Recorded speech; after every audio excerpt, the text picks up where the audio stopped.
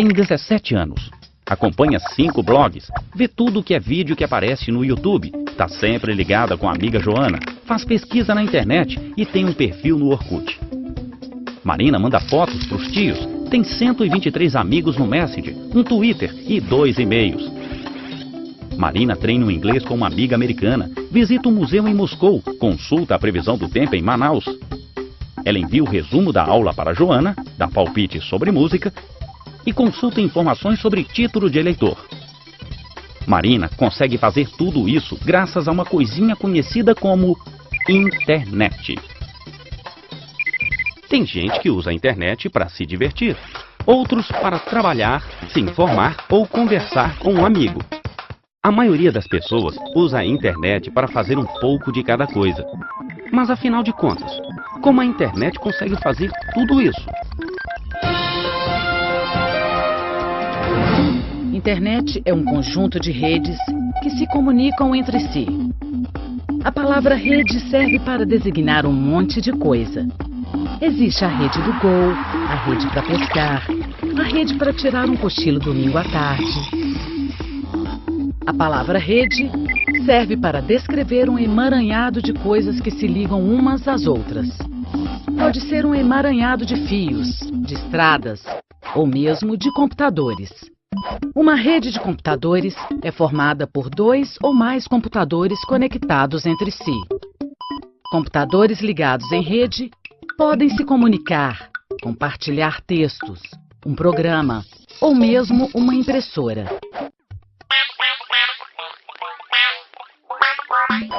Existem redes locais conhecidas como LANs. Elas servem para ligar computadores próximos. A família da Marina, por exemplo, são 6 pessoas, 2 cachorros, um papagaio falante. A família tem 3 computadores e uma impressora. Os computadores estão em rede. E assim como os CDs ficam na estante da sala para todo mundo poder usar, os arquivos musicais da família também ficam em uma pasta compartilhada. Todo mundo tem acesso à lista, não importa de qual computador. Marina e a família também podem compartilhar textos, fotos, vídeos e podem usar a rede local para trabalhar juntos. A ideia de uma rede que pudesse conectar um computador a outro surgiu na década de 50. Naquela época, os computadores só conseguiam fazer uma tarefa por vez. Eles eram enormes, caros e ficavam guardados em salas separadas. Os programadores não podiam trabalhar diretamente no computador. Eles tinham que trabalhar manualmente. No final da década de 50, começaram as experiências para permitir que programadores pudessem trabalhar ao mesmo tempo no mesmo computador. Ainda não era a internet. Mas aquela pequena rede local introduziu um dos conceitos básicos de toda a rede: a capacidade de compartilhar um computador com vários usuários. Mas eu diria que a história da internet começa mesmo em 1957, quando a União Soviética colocou no espaço o primeiro satélite artificial, o Sputnik. Naquela época, o mundo estava dividido em 2 grandes blocos: os americanos de um lado e os soviéticos de outro. Eram os tempos da Guerra Fria, e um ataque pelo ar era uma ameaça constante. Mas o que toda esta história de guerra tem a ver com a internet? Tudo. Por causa do Sputnik, os americanos criaram a ARPA, Agência de Projetos Avançados de Defesa. O objetivo era superar os soviéticos no quesito tecnologia.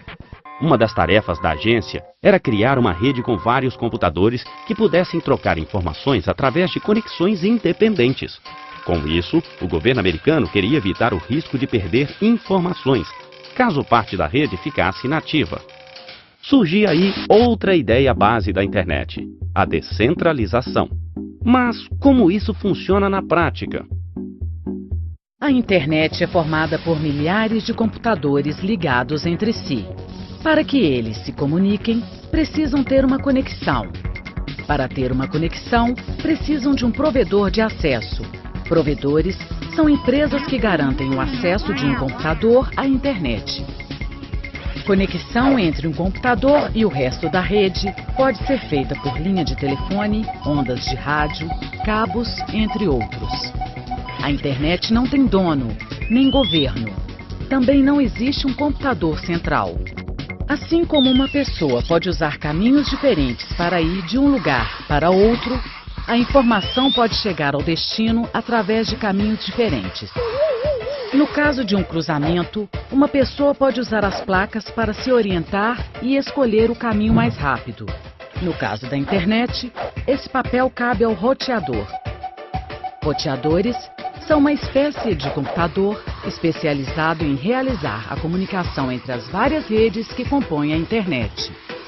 Ele analisa cada pacote de informação e decide o melhor caminho até o destino.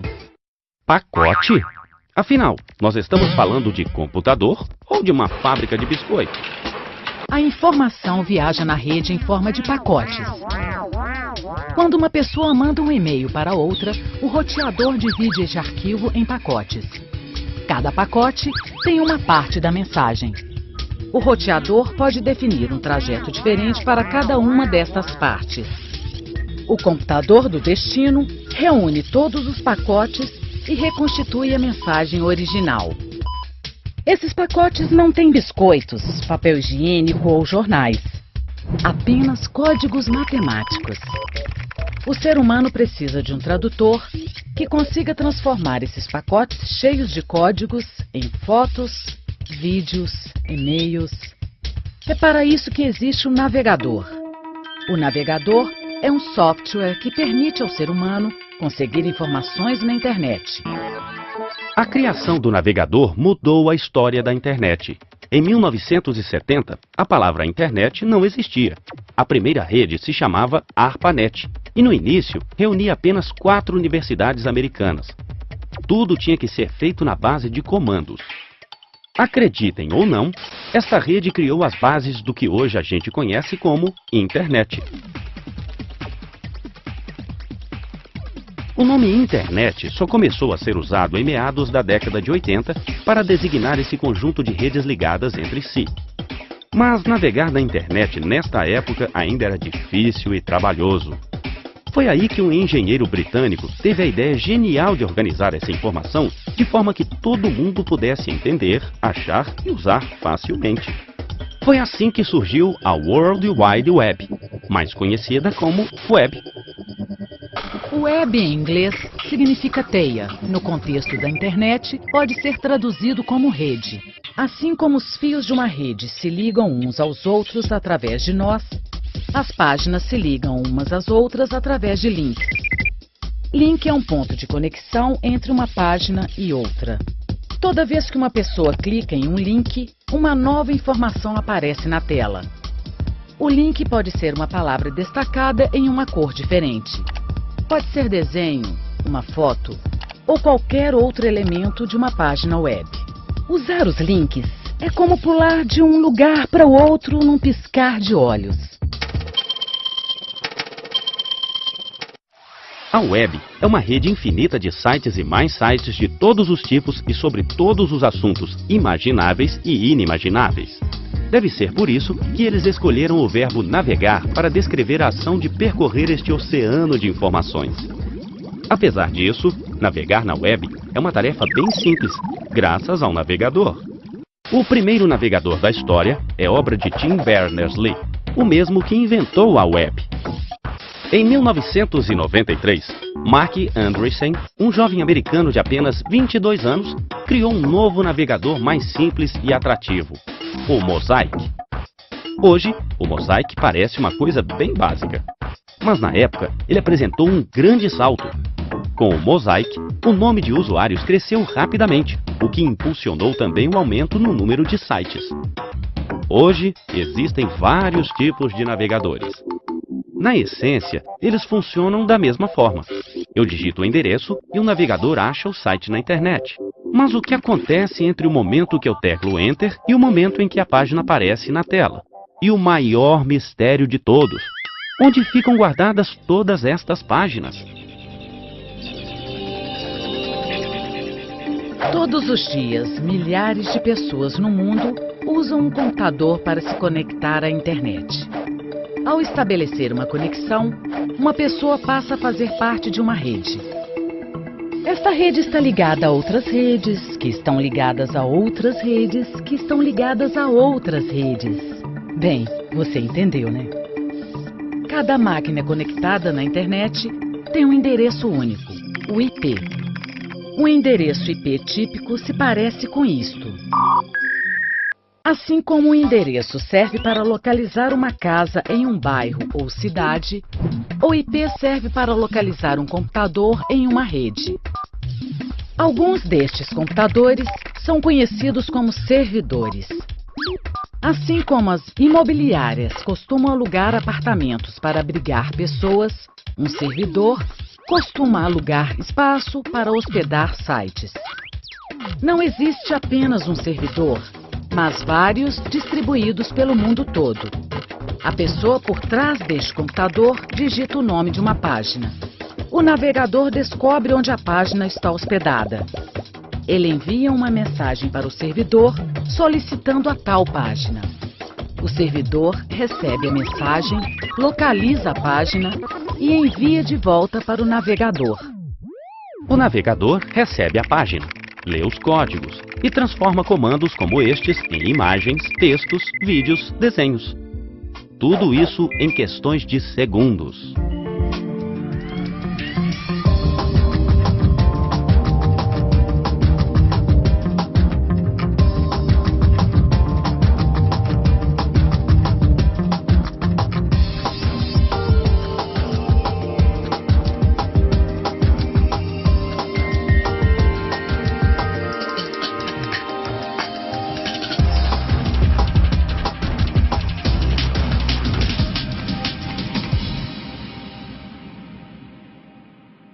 Vídeos e podem usar a rede local para trabalhar juntos.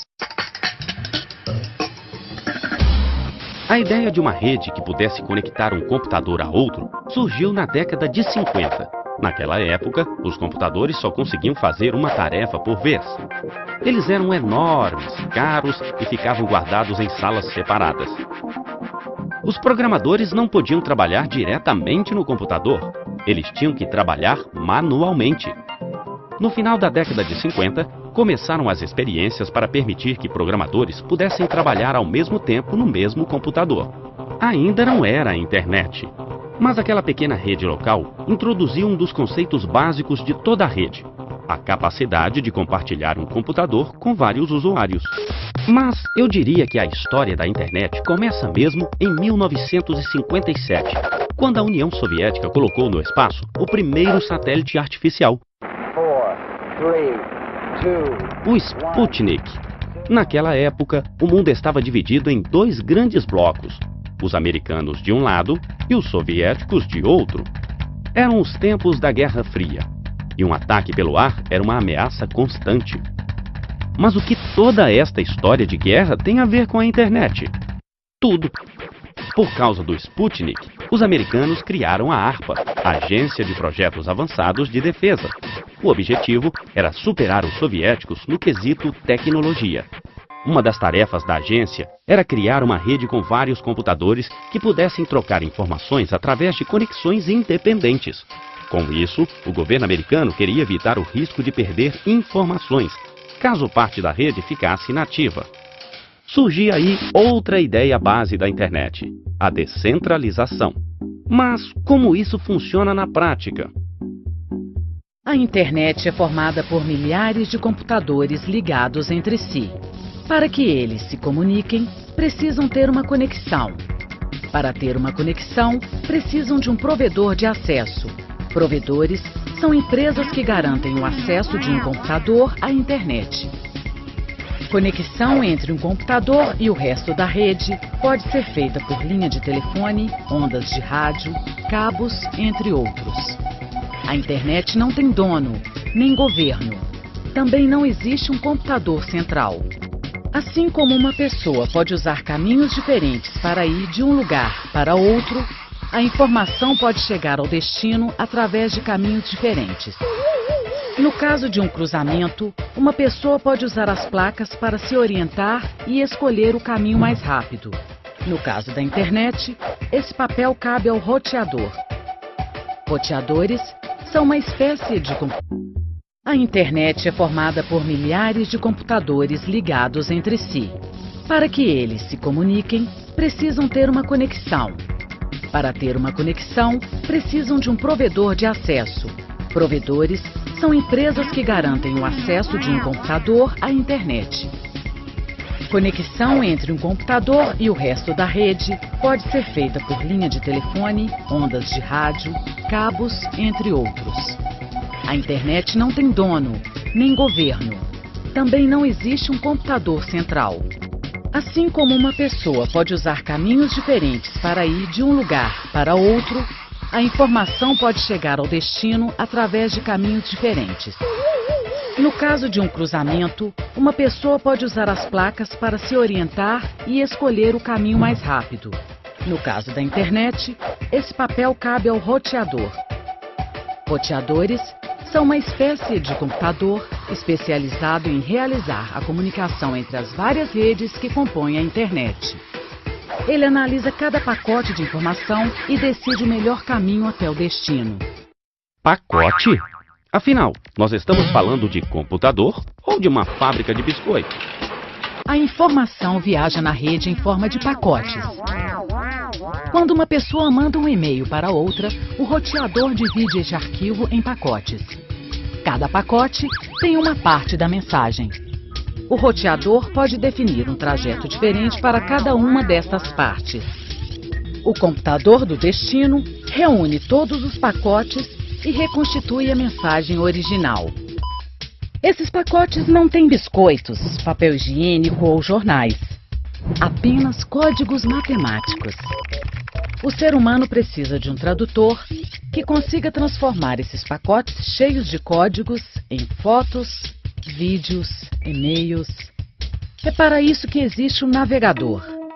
O navegador é um software que permite ao ser humano conseguir informações na internet. A criação do navegador mudou a história da internet. Em 1970, a palavra internet não existia. A primeira rede se chamava ARPANET e, no início, reunia apenas 4 universidades americanas.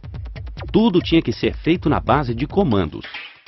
Acreditem ou não, esta rede criou as bases do que hoje a gente conhece como internet. O nome internet só começou a ser usado em meados da década de 80 para designar esse conjunto de redes ligadas entre si. Mas navegar na internet nesta época ainda era difícil e trabalhoso. Foi aí que um engenheiro britânico teve a ideia genial de organizar essa informação de forma que todos sons. Apesar disso, navegar na web é uma tarefa bem simples, graças ao navegador. O primeiro navegador da história é obra de Tim Berners-Lee, o mesmo que inventou a web. Em 1993, Mark Andreessen, um jovem americano de apenas 22 anos, criou um novo navegador mais simples e atrativo, o Mosaic. Hoje, o Mosaic parece uma coisa bem básica, mas na época ele apresentou um grande salto. Com o Mosaic, o nome de usuários cresceu rapidamente, o que impulsionou também o aumento no número de sites. Hoje, existem vários tipos de navegadores. Na essência, eles funcionam da mesma forma. Eu digito o endereço e o navegador acha o site na internet. Mas o que acontece entre o momento que eu teclo Enter e o momento em que a página aparece na tela? E o maior mistério de todos: onde ficam guardadas todas estas páginas? Todos os dias, milhares de pessoas no mundo usam um computador para se conectar à internet. Ao estabelecer uma conexão, uma pessoa passa a fazer parte de uma rede. Esta rede está ligada a outras redes, que estão ligadas a outras redes, que estão ligadas a outras redes. Bem, você entendeu, né? Cada máquina conectada na internet tem um endereço único, o IP. Um endereço IP típico se parece com isto. Assim como o endereço serve para localizar uma casa em um bairro ou cidade, o IP serve para localizar um computador em uma rede. Alguns destes computadores são conhecidos como servidores. Assim como as imobiliárias costumam alugar apartamentos para abrigar pessoas, um servidor costuma alugar espaço para hospedar sites. Não existe apenas um servidor, mas vários distribuídos pelo mundo todo. A pessoa por trás deste computador digita o nome de uma página. O navegador descobre onde a página está hospedada. Ele envia uma mensagem para o servidor solicitando a tal página.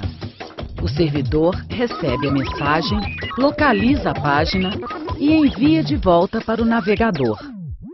O navegador recebe a página, lê os códigos e transforma comandos como estes em imagens, textos, vídeos, desenhos. Tudo isso em questões de segundos.